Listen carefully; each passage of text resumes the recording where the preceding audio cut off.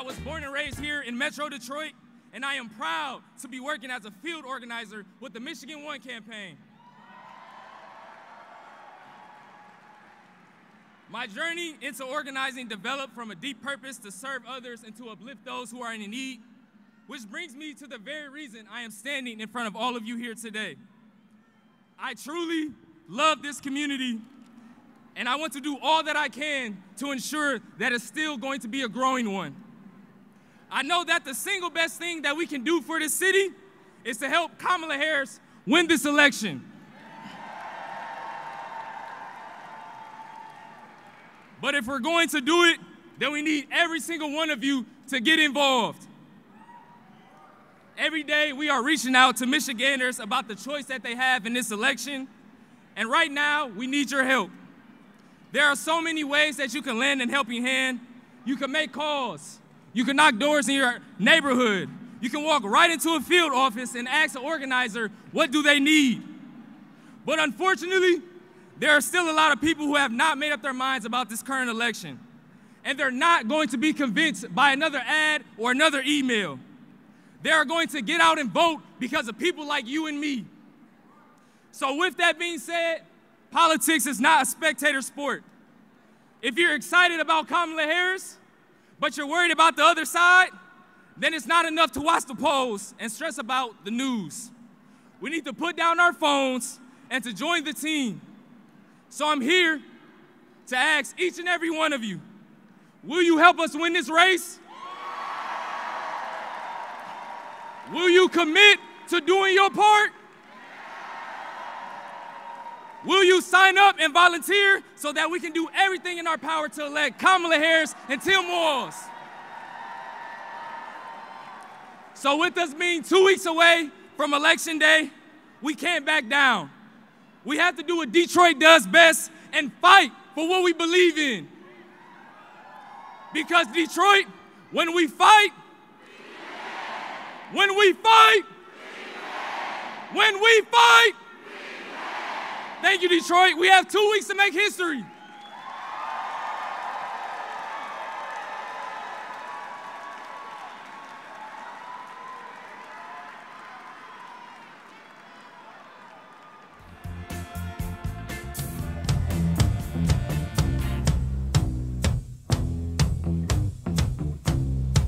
I'm gonna fight 'em all. A seven-nation army couldn't hold me back. They're gonna rip it off, taking their time right behind my back. Hello, Detroit! Can't hear. Can you hear? Can you hear? Can you hear? Okay. I'm gonna eat this mic. My name is Alyssa Slotkin. I am so proud to be your nominee for the U.S. Senate. I am so happy to be here tonight.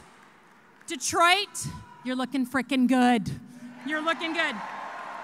Word on the street is we have now hit 12,000 people. So I just want to say, we all know why we're here. We know the mission. We know our responsibilities. We've talked about it. We've cheered about it. We've rallied about it.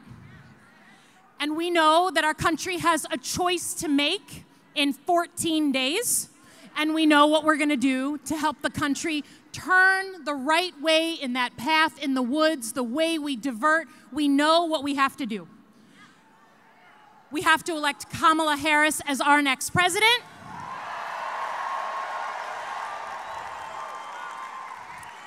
We have to elect the first woman president in history of the United States.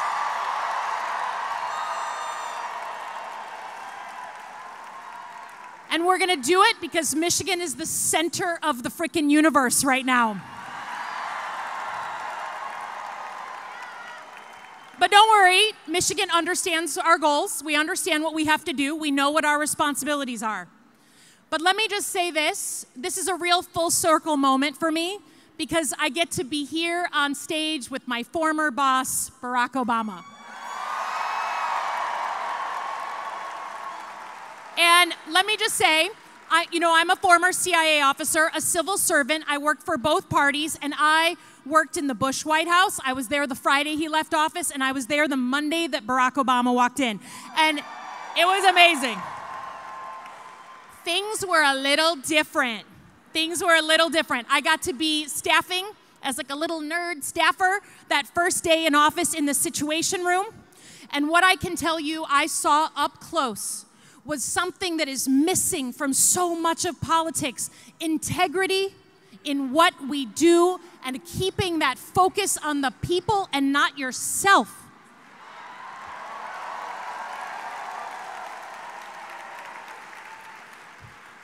I also got to experience that lawyerly kind of inquisition that he did to you as a staffer to make sure you knew your stuff. I sat there, right, thank you. I sat there as he would just grill me and grill me and grill me.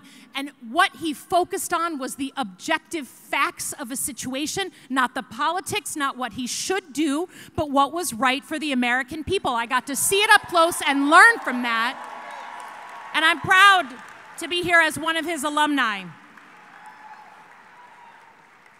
I will also say that he's gotten a lot more chill, like a lot.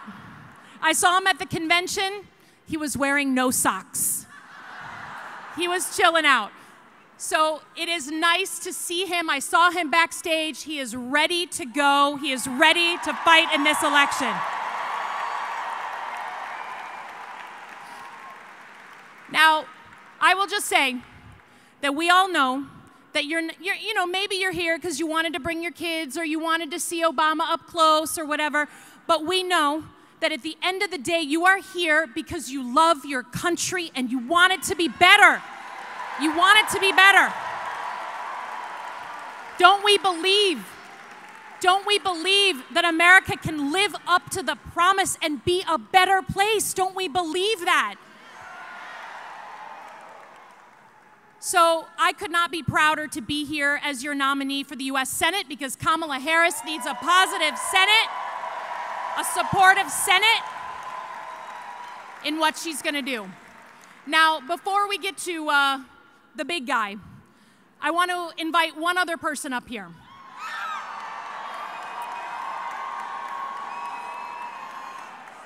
Someone who defines pure Michigan, someone who has brought attention to Detroit, someone who believes in our state, who believes in our teams, who believes in Michigan to his core, and has shown the whole world what Detroit and Michigan can do. So without further ado, can the real Slim Shady please stand up?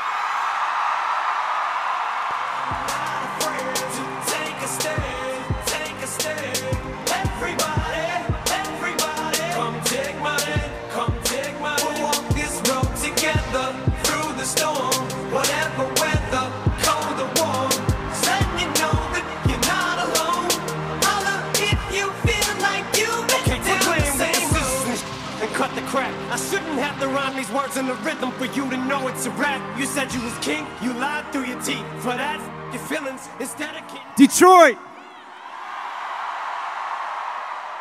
What up, though? So look, I wrote down a few things I wanted to say. I love you too, thank you. I'm here tonight for a couple of important reasons. As most of you know, the city of Detroit and the whole state of Michigan mean a lot to me. And going into this election, the spotlight is on us more than ever, and I think it's important to use your voice. So I'm encouraging everybody to get out and vote, please. I also think that people shouldn't be afraid to express their opinions. And I don't think anyone wants an America where people are worried about retribution or what people will do if you make your opinion known. I think Vice President Harris supports a future for this country where these freedoms and many others will be protected and upheld. And here to tell you much more about that, President Barack Obama.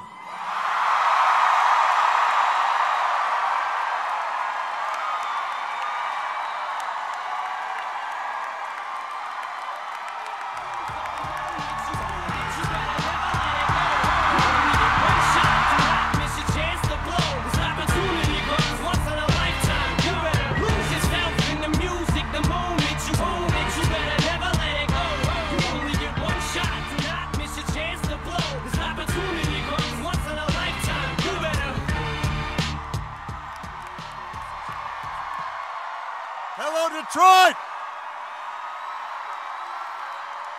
You fired up? Are you ready to go? Yeah.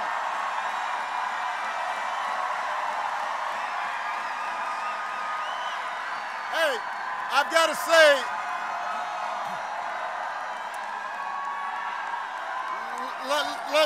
let me just say, let me just say, I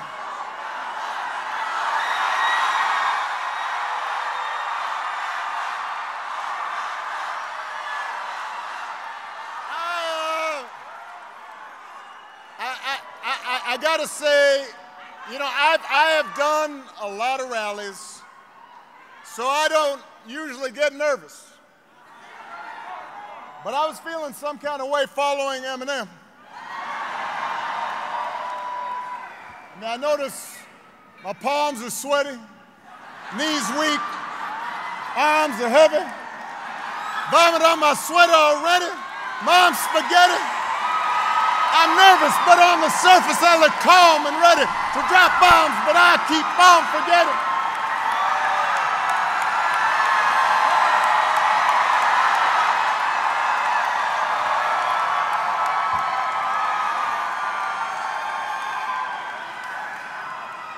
Dun, dun, dun, dun, dun, dun, dun, dun, dun, dun, dun. I thought Eminem was going to be performing. I was going to jump out. Love me some Eminem. I love you back. All right. I love you back.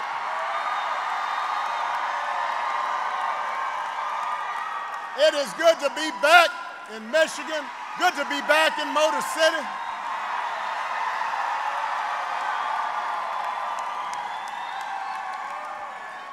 Now, I heard there was another rally here on Friday night, but it was a little smaller than this one. Don't boo now, vote. Don't boo. I'm telling you right now, don't boo. They can't hear your boos, but they can hear your votes.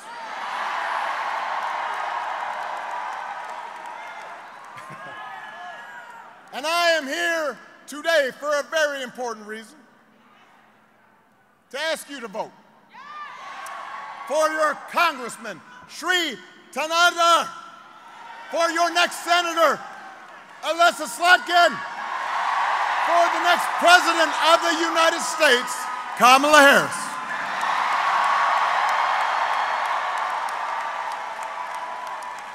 And I know you've heard this already, but it is worth repeating. Here in Detroit, early in-person voting has already started. If you are not registered, you can do it right before you vote at any early voting site. Early in-person voting begins all across Michigan on October 26th. And if you have an absentee ballot, just go ahead and return it. Don't be waiting. Just go ahead and do that. Find out where to vote early, where to register. If you need to find out where there's a ballot drop box near you, all that information's at iwillvote.com/Michigan. All right, and then you help your friends and family make a plan to vote too. Because together, Detroit, we have a chance to choose a new generation of leadership in this country. To start building a better and stronger and fairer and more hopeful America.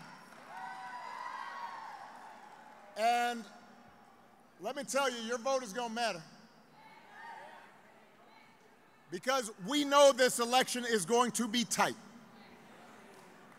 And it's going to be tight because a lot of Americans are still struggling. I miss you too, but hold on. We can catch up later. As a country, hold on a second. As a country, we've been through a lot together these last few years. There was a historic pandemic, and it wreaked havoc on our communities and our families and our businesses. Disruptions from the pandemic then caused prices to hike, and that put a strain on family budgets. And people started feeling like no matter how hard they worked, they're just treading water. So I get why people are looking to shake things up. I understand that. But what I cannot understand is why anybody would think that Donald Trump will shake things up in a way that is good for you. Because there is absolutely no evidence that this man thinks about anybody but himself. I have said it before, Donald Trump is a 78-year-old billionaire who has not stopped whining about his problems since he rode down his golden escalator 9 years ago.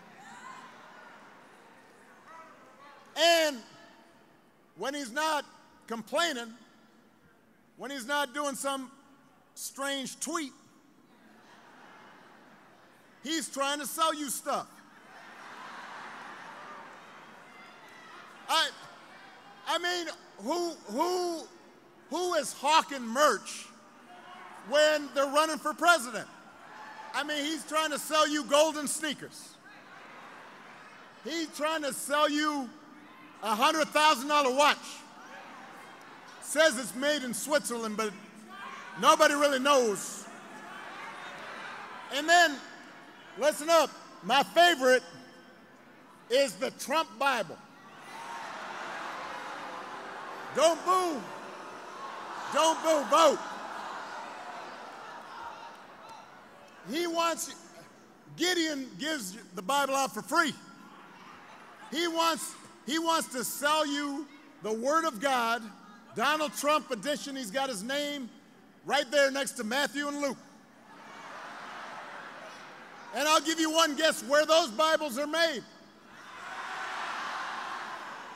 He's Mr. Tough Guy on China, except when he can make a few bucks.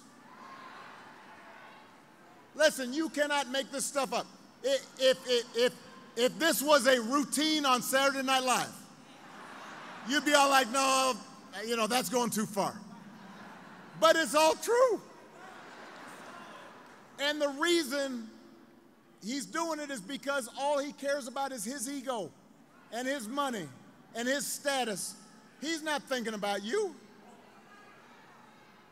For him, power is nothing more than a means to his ends. He wants the middle class to pay the price for another huge tax cut that would mostly help him and his country club buddies. He doesn't care if he costs women their reproductive rights because he figures it won't make a difference in his life. And this is the most important thing. Now, I want everybody to listen up. Donald Trump wants us to think that this country is hopelessly divided between us and them. And us, for him, is the, quote, real Americans who support him. And everybody else who doesn't, that's them. That's the enemy. And he does this because he understands that dividing people, making people angry, that boosts his chances of being elected.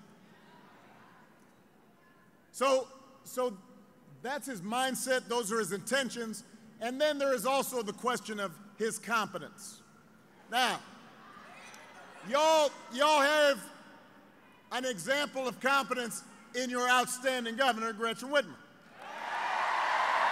That's what competence is, getting stuff done.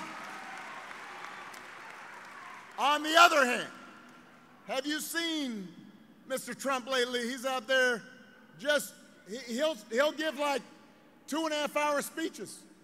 Just a word salad. You don't know what the heck he's saying. The other day, he had a town hall meeting. Now, I've had a lot of town hall meetings. And the point is that you're supposed to listen and then answer questions from your constituents. About 45 minutes into it, he just said, you know what, I don't feel like taking questions no more. And then he just played music for half an hour.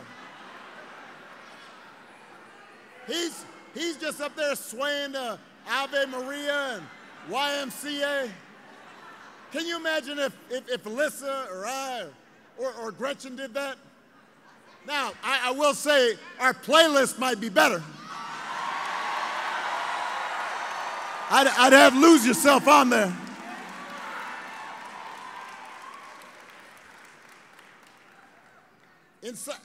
At one of his rallies recently, he called himself the father of IVF. Now, I have no idea what that means, and you don't either.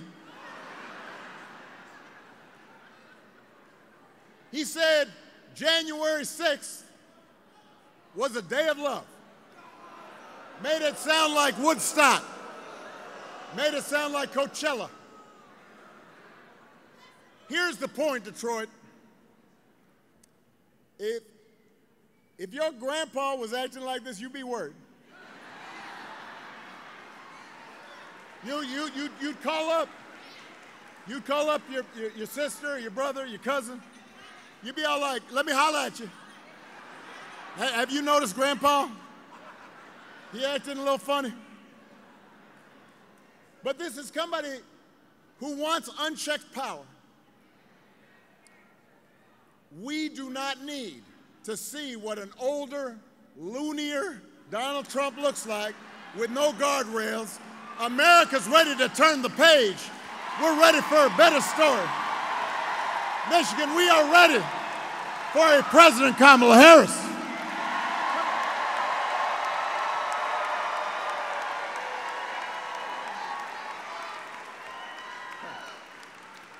And the good news is Kamala Harris is ready for the job. This is a leader who has spent her life fighting on behalf of people who need a voice, need a champion, somebody who was raised in the middle class. She worked at McDonald's when she was in college to pay her expenses.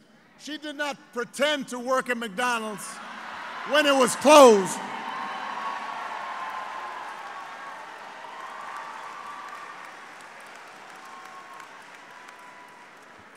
This is somebody who believes in the values that built this country. And she is as prepared as any nominee for president has ever been. That's who Kamala is. And in the White House, she'll have an outstanding partner in Governor Tim Walz. Now, before I came here, I was in Madison, Wisconsin, and Tim Walz was there. And I love that dude. He's a veteran, he's a teacher, he's a coach, a marksman. He's been a great governor, and he's a car guy. He can even take a vintage truck apart and put it back together again. Now, do you think Donald Trump can do that? Do you think Donald Trump has ever even changed a tire in his life? Let me tell you, if that man gets a flat tire, what's the matter? We need an EMT? I think we may need an EMT back there. That's all right, this always happens. Everybody bend your knees a little bit. Yeah. Dun, dun, dun, dun, dun, dun, dun, dun, dun, dun, dun, dun. You got to keep moving a little bit. Don't lock those knees. EMT right back there, please. Now, I am telling you, he has not ever changed a flat tire. He has his chauffeur change a tire. He says, Jeeves. Jeeves, change that tire. That's what he calls him, Jeeves. I don't know if his name's actually Jeeves, but that's how I imagine it. The point is, if you elect Kamala and Tim, they will not be focused on their problems. They'll be focused on your problems. They can see you and relate to you because they've lived like you have. And they understand that too many folks in Michigan and across the country are still struggling to pay the bills. Now, understand, wages are steadily growing. Inflation is slowing. But the price of everything from health care to housing to groceries is still too high. And that hurts. The question is, who's actually going to do something about it? All right, y'all already know the answer, but let me give it to you anyway.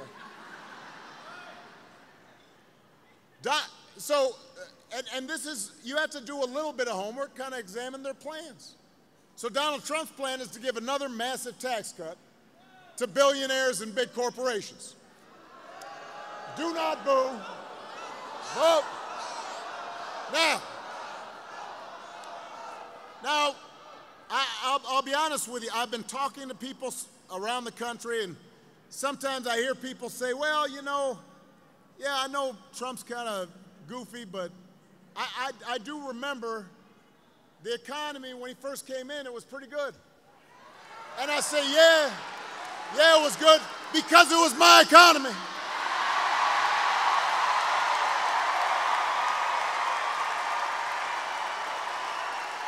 I know y'all remember it. I know folks in Detroit remember it.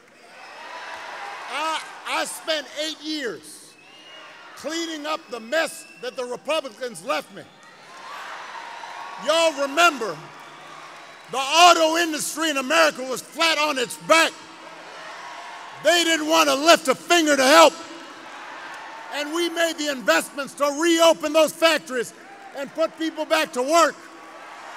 And by the time I left office, I handed over to Donald Trump 75 straight months of jobs growth. Yeah, the economy was good because we did the work. And all he did was give a tax cut to people who didn't need one. Drove up the deficit in the process. Now he wants to do it again. Do not fall for that okey doke. Don't be bamboozled.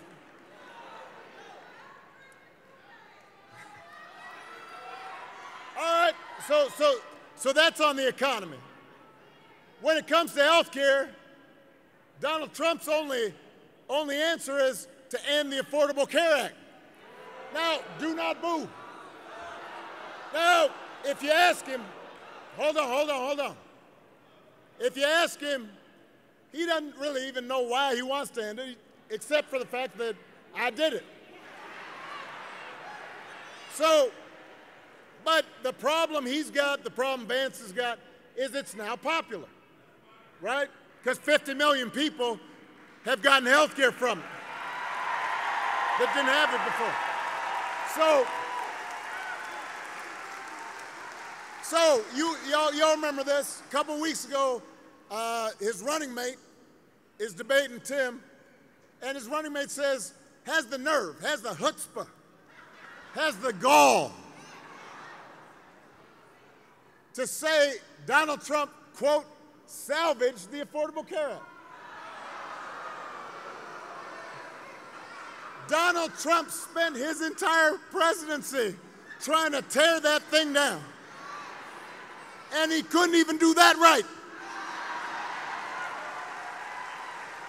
And now, 8 years after he was elected, the moderator in the debate, y'all remember this, moderator says, all right, well, if you take down the Affordable Care Act, what are you going to do? He said, well, I've got concepts of a plan for how we would replace it. Concepts of a plan. Now, I want y'all to think about this. Let's say your boss gives you an assignment, says, look, I need it by Friday. So Friday rolls around, your boss says, did you finish that project? And you say, well, actually, I haven't started, but I do have a concept of a plan. Or you could try it at home. Honey, did you do the dishes? I have a concept of a plan to do the dishes. How's that going to go over? If it would not work for you, why should it work for the President of the United States? And the good news is that Kamala Harris does not have concepts of a plan. She has an actual plan to make your life better. To bring down the cost of things like groceries. She'll go after corporations that are trying to jack up prices, just like she went after the big banks and for-profit colleges when she was the Attorney General in California. To lower housing costs, Kamala is going to cut red tape and work with state and local governments and the private sector to build 3 million new homes. She'll give first-time home buyers up to $25,000 to help with a down payment. Concrete plans. To lower health care costs, Kamala's already worked with Joe Biden to bring down the cost of insulin and more than 50 prescription drugs. She's going to do more. As president, she will not stop working to limit out-of-pocket costs and protect your care. And instead of giving more tax cuts to billionaires, raising prices on working families, Kamala's going to give a tax cut to people who need it. 100 million working class and middle class and working people here in America. You know, that's who Kamala is. That's what she stands for, not concepts of a plan, but actual plans. Now, if you challenge Trump or Vance on these quote-unquote concepts, then they'll fall back on one answer. This is their go-to about everything. Blame immigrants. He wants you to believe that if you let him round up whoever he wants and ship them out, all your problems will be solved. Now, hold on a second. Listen up. There are going to be a couple times where I really want to key in on this, because this is a big issue that's driving a lot of folks to think about voting for this guy. So I want everybody to pay attention, and I want you to say this when you're talking to folks who are concerned about immigration. Immigration is a real issue at our borders. We are a nation of immigrants, and we are a nation of laws. And we have to make sure the system works the way it's supposed to, and it's orderly. That's true. But here's the thing I don't understand. Him and Vance are always talking about, well, Kamala, you've been vice president for 4 years. Let me tell you something. Wasn't Donald Trump president for 4 years? Wasn't he in charge for 4 years? If rounding up and deporting millions of desperate people, many of them who are women and children, if that's the answer to everything, why is it that the number of undocumented immigrants basically stayed the same when he left office as when he took office? He did not solve the problem, and I'll tell you why. Because he does not have a real plan. He has concepts of a plan, and it's a mean and ugly plan designed to make people resentful and angry. So I'll tell you what an actual plan is. There was an actual plan to bring order at the border and fix our immigration system. A bipartisan deal that Kamala Harris supported, even though it was written by one of the most conservative Republicans in Congress, it was ready for a vote. And Donald Trump decided to tank that bill. He called up and pressured Republicans, do not vote for this.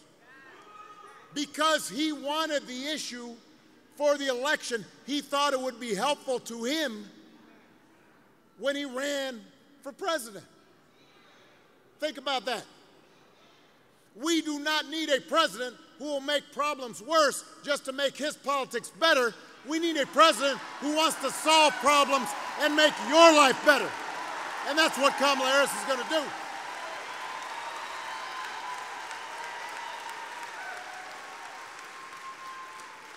And to help her do it, she will need a Senate full of public servants like Alyssa Slotkin.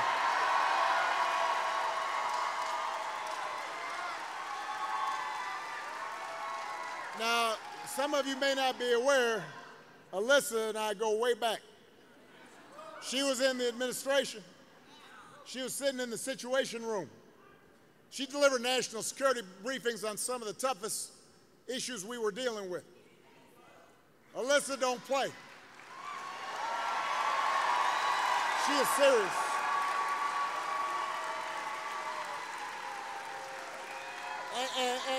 And on some of these key issues, I'd have her negotiate on my behalf because she understood when you had to compromise and when you had to stand firm. And in Congress, she's been working on the issues that matter to you, like bringing down the cost of prescription drugs and bringing supply chains back to the U.S. and creating good jobs right here in Michigan, working with state government. This is the kind of person we need in Washington, because presidents can't do it alone. She will help Kamala and Tim get stuff done.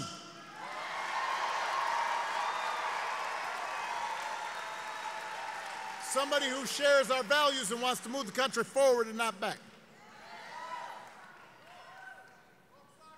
Now, one of those values we share, that we talk about, that we worked on, that all of you care deeply about, is freedom.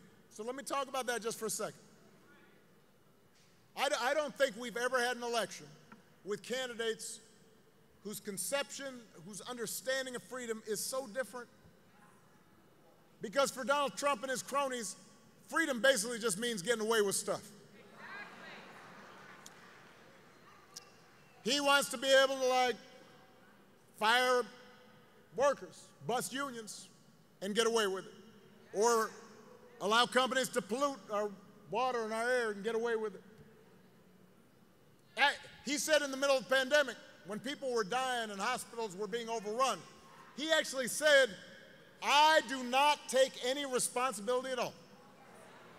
I do not believe any American president has ever uttered those words before. But that's his idea of freedom. He gets to do what he wants, and he's not responsible for anything.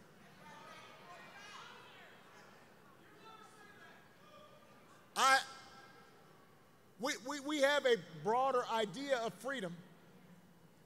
We believe in the freedom if we're willing to work hard to provide for our families.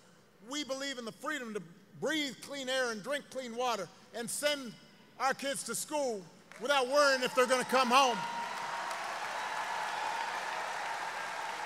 We believe that true freedom gives each of us the right to make decisions about our own lives, and it requires us to recognize that other people have the freedom to make different choices. You know, I've always said on tough issues, let's take one of the toughest. There are good people of conscience on both sides of the abortion divide. And I respect anybody whose faith tells them this isn't something they can support. But if we believe in freedom, then we should at least agree that such a deeply personal decision should be made by the woman whose body is involved and not by politicians.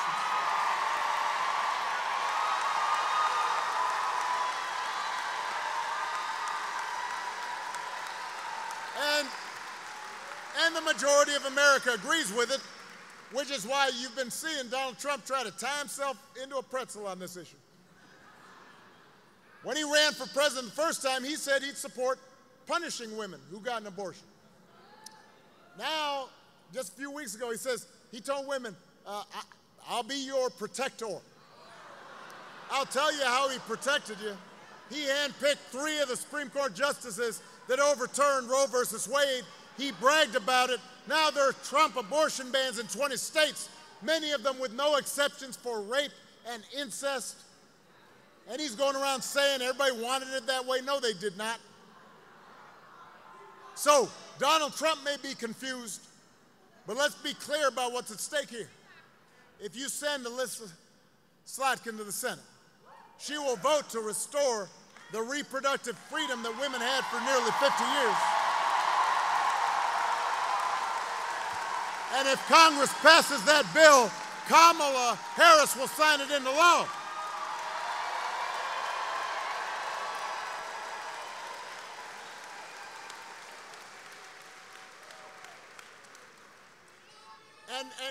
And that is just one example of how elections matter. And I want to spend a little time on this. Don't worry, I'm almost done. Hey,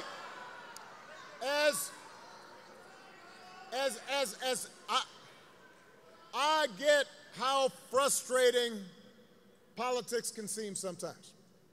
I get frustrated, Lord knows. I don't watch cable news because it gives you a headache, put you in a bad mood,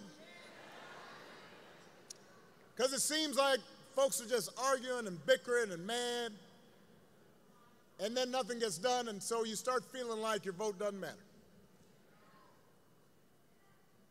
But, in fact, your vote does matter, because your vote can make your life a little bit better or a little bit worse. Now, people sometimes, I think, have the wrong idea. Politics is not going to solve all your problems.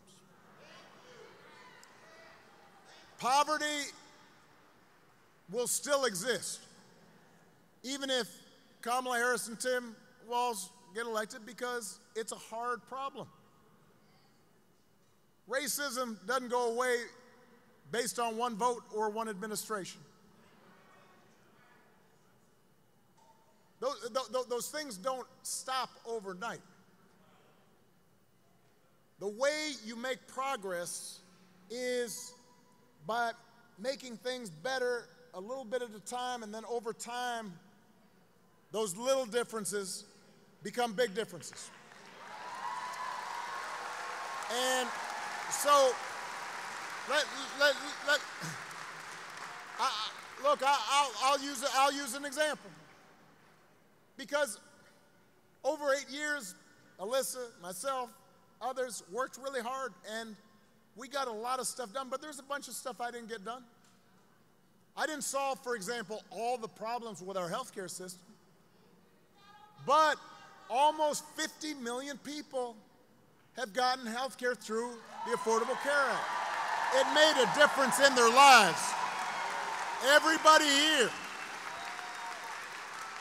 everybody in this auditorium knows somebody who would not have had health insurance if it hadn't been for that bill. More than 50 million people with pre-existing conditions can no longer be denied coverage or charged more. Before that passed, if you had a kid who got sick, even if they got cured, the fact that they had gotten sick before, that they had a pre-existing condition, they might not have been able to get insurance. So, no. Look, I'm using this as an example to tell you that a little bit of change for the better makes a difference. I'll give you another example that nobody talks about anymore. And I don't know why we don't talk about it.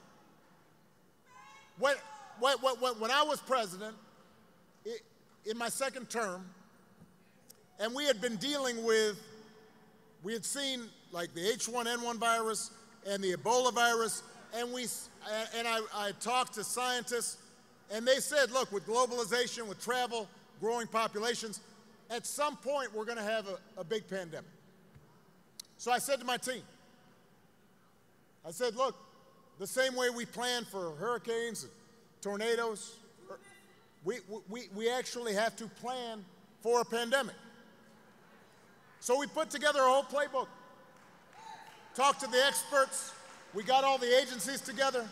We said, if a pandemic happens, here's how we are going to deal with the public health system. Here's how we're going to deal with the schools. Here's how we're going to accelerate vaccinations. And here's how we're going to explain it to people so people can understand it. We've practiced it. So when Donald Trump comes in, just like I handed him a good economy, I handed him this playbook, and he just, I guess, dropped it in the trash bin. 3 years later, a pandemic hits. Now, I want to be really fair and accurate on this, all right? No matter who was president, COVID was going to be a crisis. No matter who was president, people were going to die and get sick, and there were going to be businesses that shut down for a while and travel restrictions, because this is something that hadn't happened for 100 years.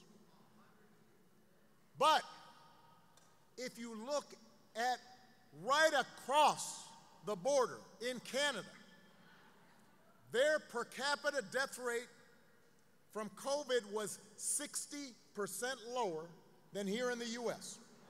Now I want you to do the math. Over 1 million people died during the pandemic here in the US. 60% is 600,000 people. That's people's grandparents, people's parents, co-workers, friends. Some of those folks might be alive if we have a competent president who actually is paying attention and doing their homework and actually trying to make things better, as opposed to telling people, go ahead and inject bleach. That might work. So do not tell me that your vote doesn't matter. If somebody in your family, in your neighborhood, your coworker tells you it don't make a difference, then you've got to tell them, no, having somebody who's competent and sees you and cares about you and thinks about you, it makes a difference. It'll make a difference to them. They may not always know it.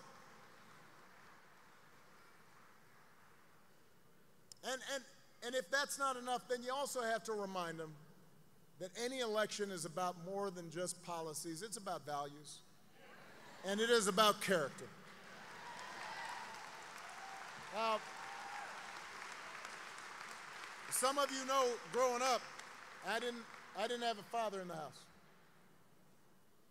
But I was lucky enough to have people around me, a stepfather, my grandparents, teachers, coaches, and most of all, my mom, who tried to teach me the difference between right and wrong.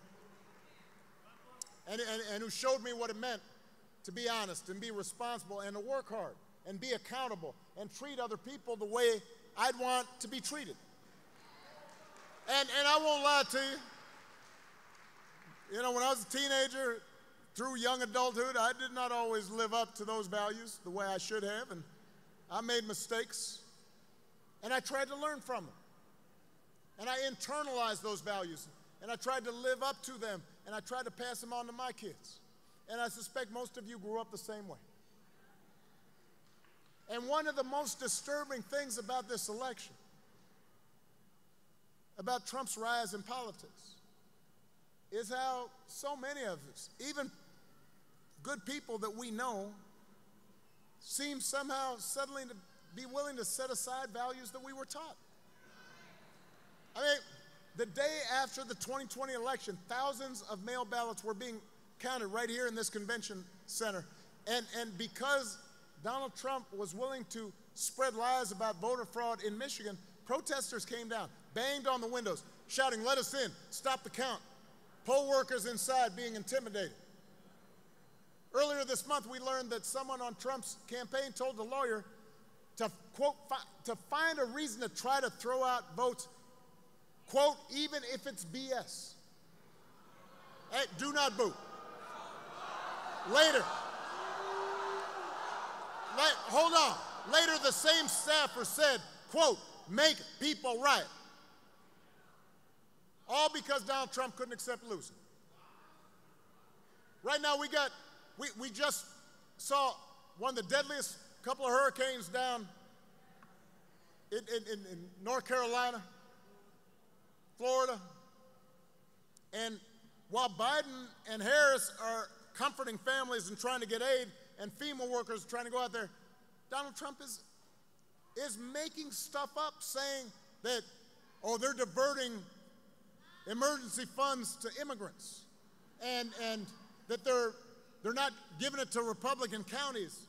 And so suddenly FEMA workers, emergency workers trying to help desperate people, are worried about their own safety, and people aren't applying for aid. When did that become okay?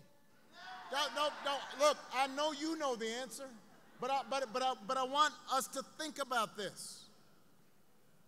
No matter where you stand on the issues, why would you go along with that?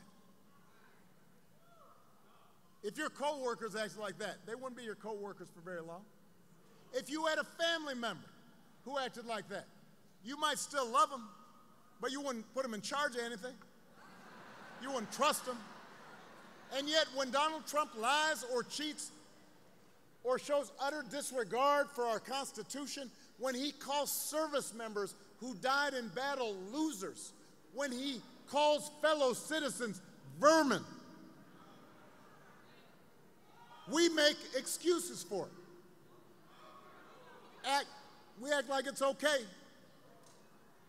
Or at least those who say they're supporting him, they say, well, you know, he's just joking, or it's not that serious, or what, you know, as long as we win, that's how politics is played. No, it's not. And I've noticed this especially, you know, a while back I said this, and some folks were all, you know, asking me questions about it, where I said, look, especially some men seem to think Donald Trump's behavior is somehow a sign of strength. You know, no. Look, I want to be clear. I want everybody to actually look at the record. I want them to educate themselves on the issues. I have friends who have voted Republican in the past. I do not think one party has the monopoly on all wisdom.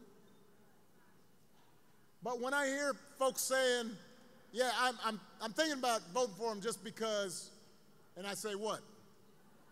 And they say, well, I know he seems strong. He seems tough. I saw him at the UFC fight.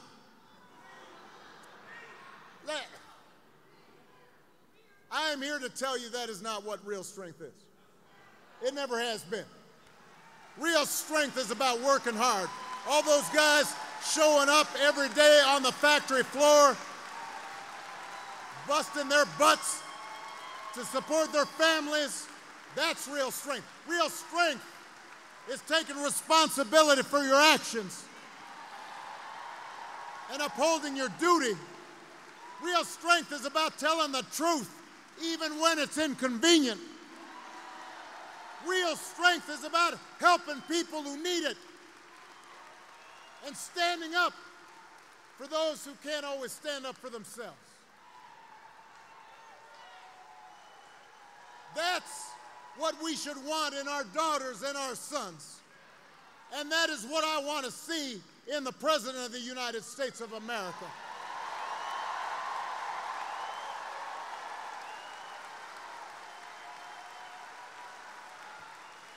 And the good news is that you have candidates to vote for in this election who demonstrate that kind of character, who know what real strength looks like, who will set a good example and do the right thing and leave this country better than they found it. And that is the choice in this election.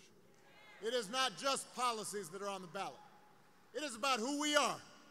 It is about what we stand for.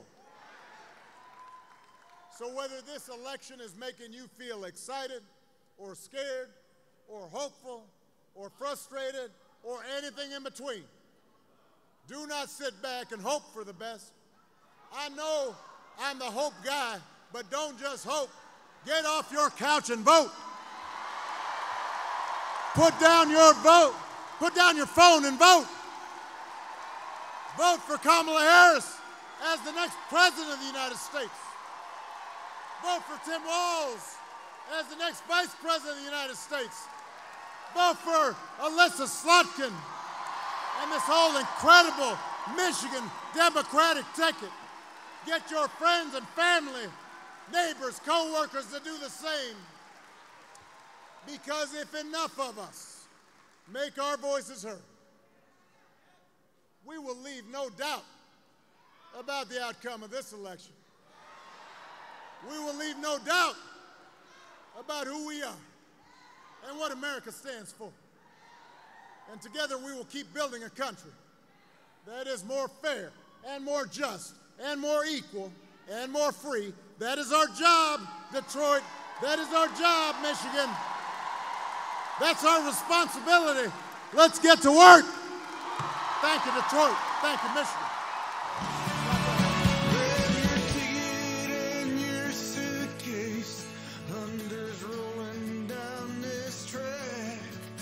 Well, you don't know where you're going now, but you know